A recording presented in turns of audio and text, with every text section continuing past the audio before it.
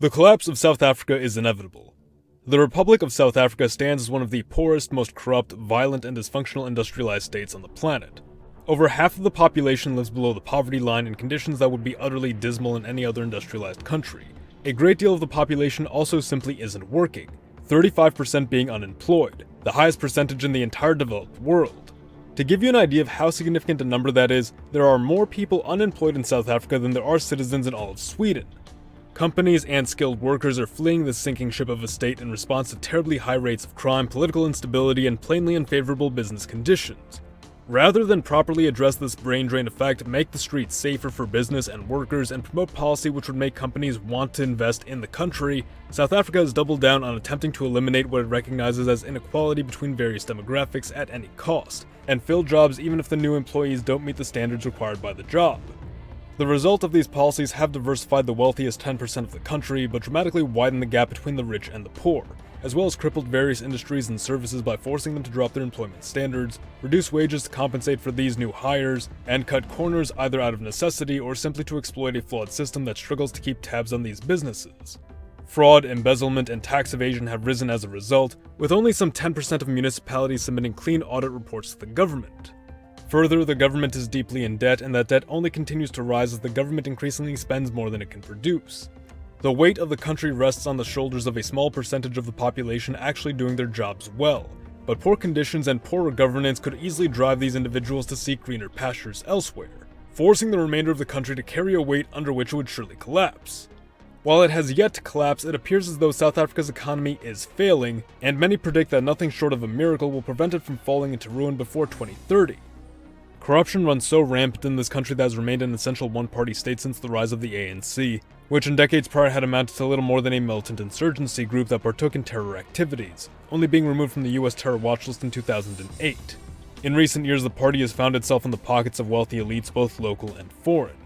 As early as the Mandela administration, the ruling ANC had already shown several warning signs. Aside from its militant past, the ANC was quick to abandon many of its stated promises, blatantly lie to its citizens, and pursue self-enrichment at the expense of the state.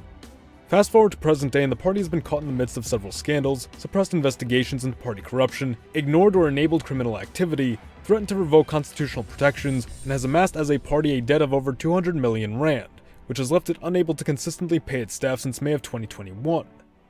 In 2018, President Zuma, a man with a deep history of alleged criminal activity and saturated in allegations of corruption, was forced to step down from his office, facing arrest in 2021, but granted an early parole just months later. Zuma's successor, President Ramaphosa, appears to have a cleaner record than his predecessor and has demonstrated greater competence of government, however has made clear a land reform agenda that would entail the government's seizure of private farmlands without compensation, most especially from white farmers, a vulnerable minority population already facing significant pressure from what increasingly appears to be an unwelcoming country. Clearly, after a long stay in power, the South African ruling party, the party of Nelson Mandela, has failed. Crimes of all kinds plague South Africa, but most especially of the violent variety, so much so that it is the prime motivator for South Africans to leave the country, as despite the alleged efforts of law enforcement in its most densely populated provinces, crime only seems to be getting worse and worse.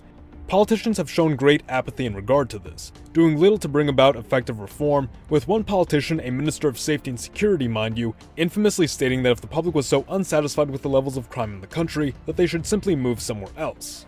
Meanwhile, the country is racked by intensifying divisions along economic, ethnic, and political lines, which regularly manifest as turf wars, robberies, and violent demonstrations, leaving the country to often be labeled as the violent protest capital of the world, as well as a capital for other far less flattering matters. Crime and malgovernance have driven away hundreds of thousands of skilled workers along with countless businesses, and sacrificed a merit-based economic model for one primarily driven by government-imposed quotas and mandates, which, in an attempt to end inequality and unemployment, appoint highly unqualified individuals to important positions including in financial or municipal occupations, reducing the overall quality of South Africa's goods and services, and in turn reducing the country's standard of living, the reliability of its infrastructure and institutions, and overall prosperity. The staggeringly high crime rate has been allowed to rise on account of the poor state of the country's police service. Riddled with greater levels of corruption than any other institution in the country, its leadership saps away police funding and puts it toward personal or irregular expenses. Bribery and sympathy for criminals allows crimes to go unpunished, That's not even mentioning the sheer incompetence of the police service to secure their own weapons from regular theft by criminals and to properly build cases against the few criminals they do arrest, leading to dramatically low conviction rates in the single digits.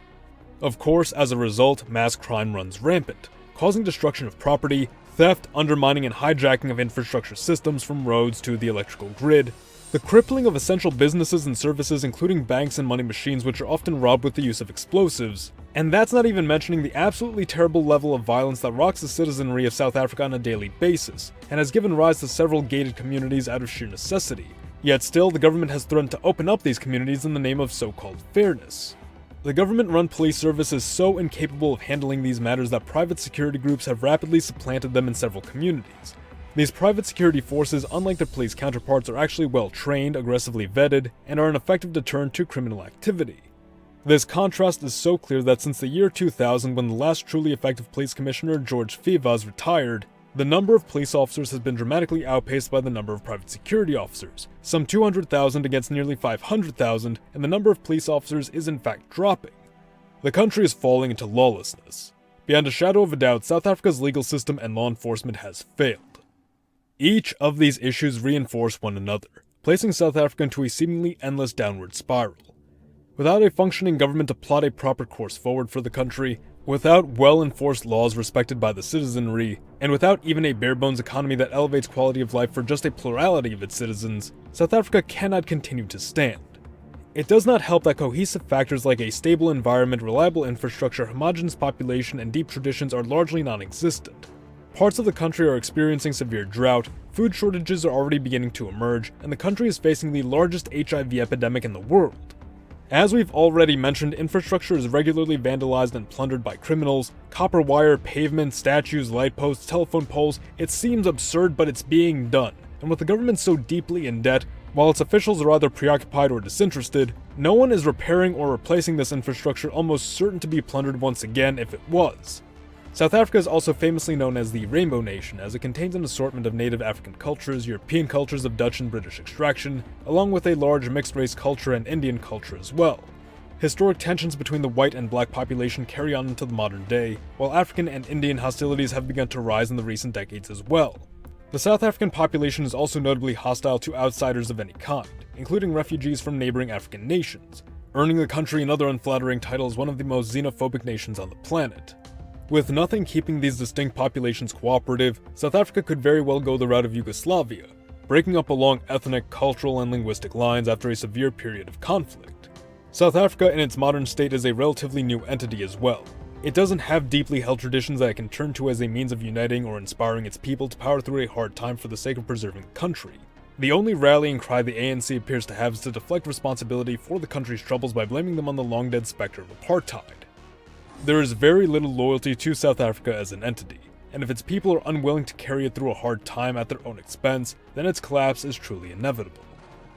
The US of Z thanks you for watching. Support your legion by liking the video, or join our ranks by subscribing for more. Mr. Z, out.